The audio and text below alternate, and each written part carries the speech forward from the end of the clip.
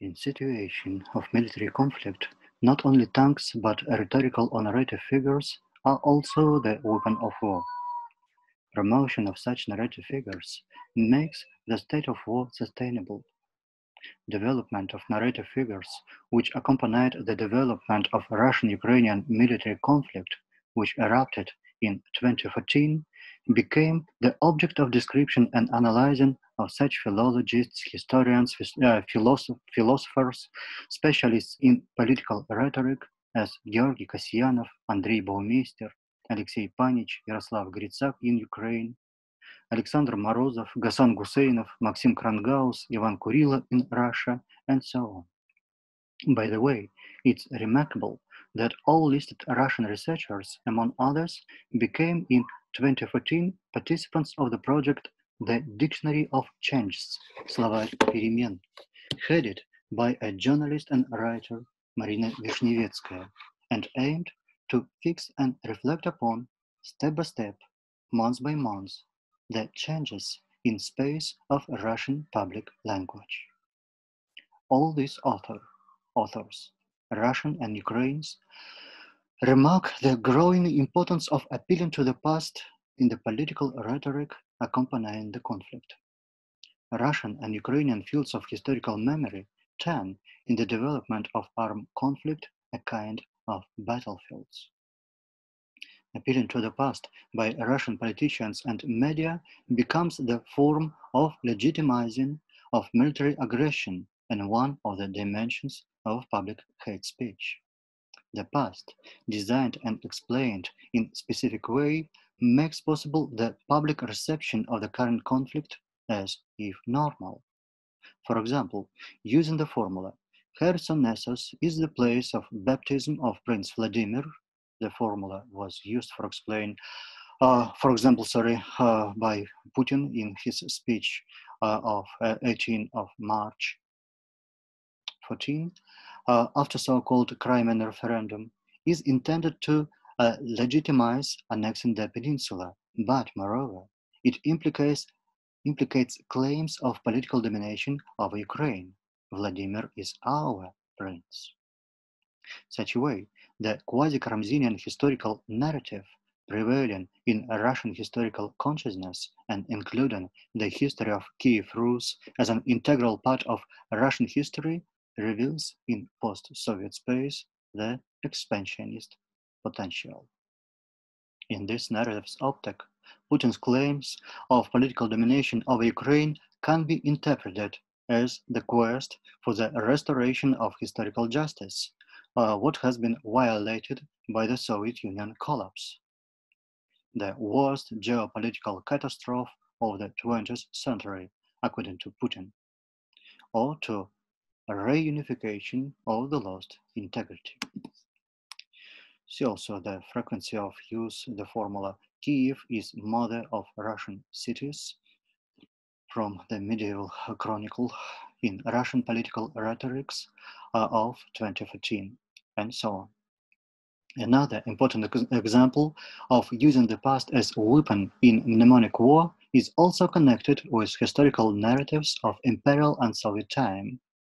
The 2014 forum of exploration of Theophan Prokopovich's essentialistic conception of triune Russian people implies that Ukraine and the Ukrainians cannot exist as a special, independent national and political whole, or their existence in such independent condition ought to be thought as temporal, accidental. Such a way, the image of an Ukrainian in Russian political rhetoric of 2014 splits apart. This Ukrainian is either entirely our, and ergo he can exist only as an integral part of the Russian world. Corresponding rhetorical figures are: we are the one people, we are the brothers. Or, if he insists in his otherness, he is a traitor, an accomplice of the enemy. In retrospective optic, such Ukrainian turns into the Banderas man, Banderovets. Among the actions which can be described as a kind of military response in Ukrainian fields of memory were, for example, destruction of statues of Lenin, decommunization or Leninopad, decommunization laws and linked with them change of names of cities and streets, normative character of interpretation of the Holodomor as genocide, which uh, has begun from Yushchenko but was strengthening after the conflict, and strengthening in the mass consciousness of the historical objects associated with the classical work Ukraine, Rus by Mikhailo Grushevsky. Moscow and modern Russia are at best a distant periphery of Kiev Rus, which has no any reason to claim its right to possess the memory of Kiev Rus as part of its own history. A stable trope about non-Slavic gens of Russians in popular speech and so on. In this presentation, I would like to reflect on the conditions of possibility of reconciliation of Russian and Ukrainian historical memory. Is such reconciliation possible? And if this is possible, what are the conditions of such possibility? Efforts to overcome the war of historical memories were made by representatives of the professional historical community of Russia and Ukraine from the very beginning of the conflict. A prominent example of such efforts we have, for instance, in the Russian-Ukrainian historical phrasebook, Essays concerning the shared history. Русско-украинский исторический разговорник «Опыты общей истории», published in 2017 in Moscow as the result of the project that had been realized by the group of Russian and Ukrainian historians headed by Nikita Sokolov. The authors of the phrasebook saw the reason for the current mnemonic conflict in the fact that the field of historical past was occupied by politicians who mythologize the historical past in order to realize their selfish goals. That's why the way to a reconciliation of historical memories they saw in, I quote, presentation to the public the key moments of history common to the Russian and Ukrainian images of the past, exactly in the form in which they appear from the point of view of strictly scientific knowledge, free from conjectures, fantasies, and phantoms of political expediency. The authors of the project were convinced that Russian and Ukrainian professional historians, jointly working on a series of historical portraits of key figures of the shared history, from Saint Vladimir to Stepan Bandera, are able to develop such a way, a quotation, a single, consistent, and conflict-free image of the past for contemporary Russia and Ukraine. But I wonder how this task to develop a single, consistent, and conflict-free image of the past is feasible. Can a contemporary historian claims to possess the optics of the Hegelian absolute spirit? Or the more so in a project that emphasizes the importance of just two points of view, true Russian and Ukrainian historical optics? Is it possible to achieve a reconciliation of the historical memories by creating a monologic, single, consistent, and conflict-free historical narrative? The old general problem is applicable. The ideal of judgment-free scientific knowledge to history opens in this project with a new edge. In fact, I'm afraid, in some cases, in the series of 9 chapters, 9 historical portraits, each of which was written jointly by 2 historians, fine historians really, an Ukrainian and Russian, claims to be an objective transpersonal side of truth can allow an author to construct the narrative figures of objective reasons, which turn out the historical process to be a chain of events connected by a necessary cause and effect relationship. For example, while carrying out collectivization in those forms and by those means that led to the Holodomor, Stalin could not act otherwise. He was a kind of victim of objective reasons, of objective conditions.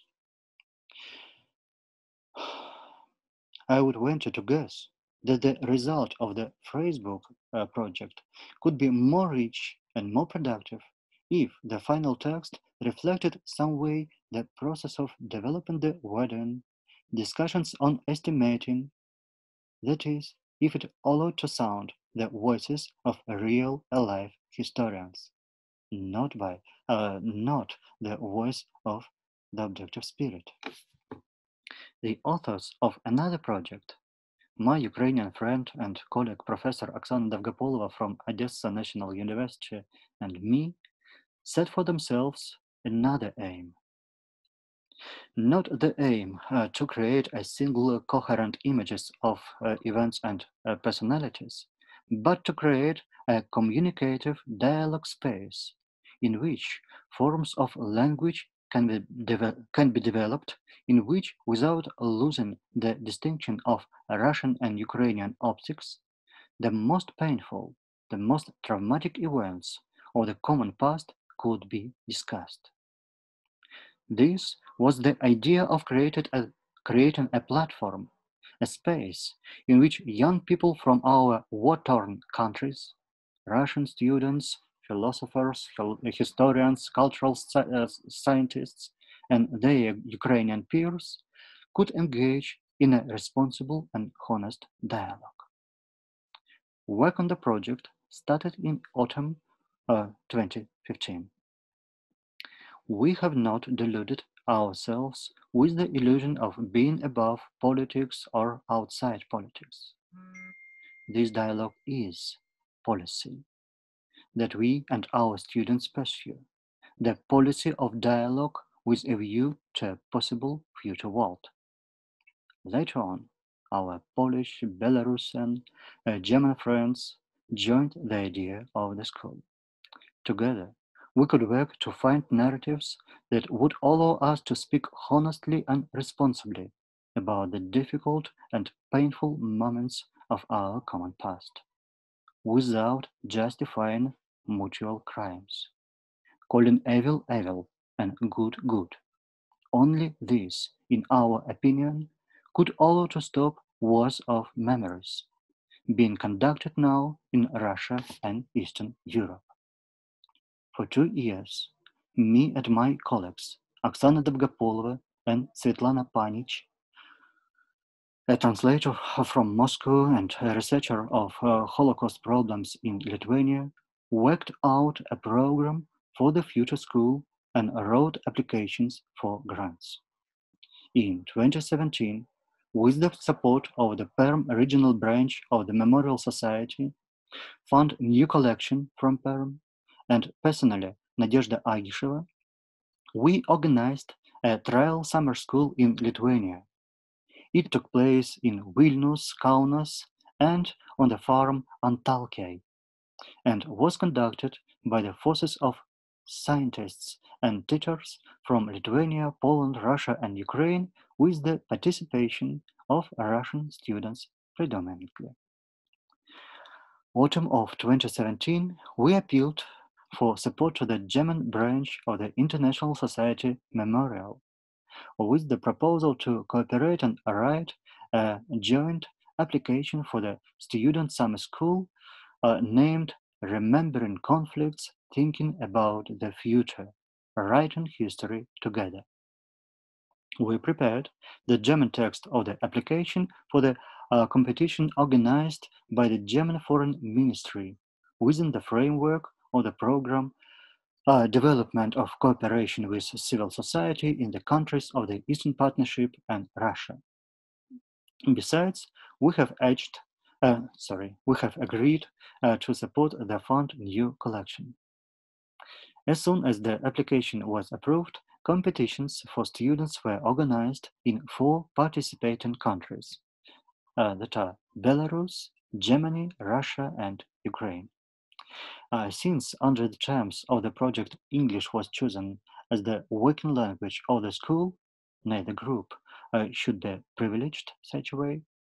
Our prospective participants were invited to write an English motivational letter explaining their vision of the problem of working together on complex moments of history in order to build as non-conflict future as possible.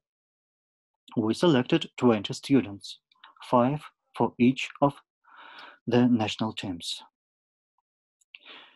Georgia was chosen as a school site as one of the Eastern Partnership countries and as a relatively neutral territory. In our work participated the mediator, experienced psychologist Irena Galuba from Latvia, a Polish historian and in the past the diplomatic representative of Poland and Russia, Belarus, and Estonia, Pavel Przyszyszewski from Warsaw, a professor of University of Mainz, Rainer Gold, German Memorial representative Kristina Rik, translator and teacher Svetlana Panich. Ukrainian team was headed by Professor Oksana Dolgopolova, Belarusian by Minsk philosopher, associate professor of the Belarusian State University, Inna Nalivaiko. Our Georgian colleague, Nugri Khevtsuriani, provided a warm welcome and comfortable environment for the school participants. We have sent a number of texts to the students in advance for preparation. In September, preliminary seminars were held in the participating countries in order to give the students the opportunity to get into the problems of the school and gain experience of teamwork. On October 14, the school began its work in Tshaltubo, in the vicinity of Kutaisi. Along with lectures, excursions, seminars, reading classes on the problematics of the memory studies, discussions often rather acute. The K form of work had a special meaning during the school. Our students were organized in 5 international groups, each of which included a Belarus, a German, a Russian, and a Ukrainian student. Each team was tasked with preparing a fragment of some hypothetical history textbook, which in some future could be taught in each of the 4 participating countries. For these papers, we have chosen 5 complexes of historical events representing the greatest difficulty in school history teaching in each of our countries. First, divisions of Polish Commonwealth in the end of 18th century. Second, revolutions of 1917-1921 in Russia and in countries of Eastern Europe. Third, the events of autumn of 1939. Fourth, collaboration under occupation, Soviet or Nazis, during the World War II. And the 5, the change of borders of Europe, forced displacements, and ethnic conflicts in 1945-47. Randomly, these 5 cases were distributed among our 5 teams. Just these communicative spaces became the laboratories for developing the language of historical reconciliation. Given the brevity of the texts, the teams were to create, the agency and the complexity of the problems to be written, we, the organizers and teachers of the school, did not expect such wise, precise, and well-balanced wording, to which, on the basis of several days of work, managed to arrive our students. These texts were discussed and then published on the school's website. writing history together in one word. In general, the school remembering conflicts, thinking about the future, writing history together became for all of us, its organizers, teachers and students, a sign of hope, peace and understanding through the recognition of unconditional differences between our countries is possible. I would like to thank the German Memorial for the support of our school. Thank each of our teachers, each of our Belarusian, German, Ukrainian, and Russian students.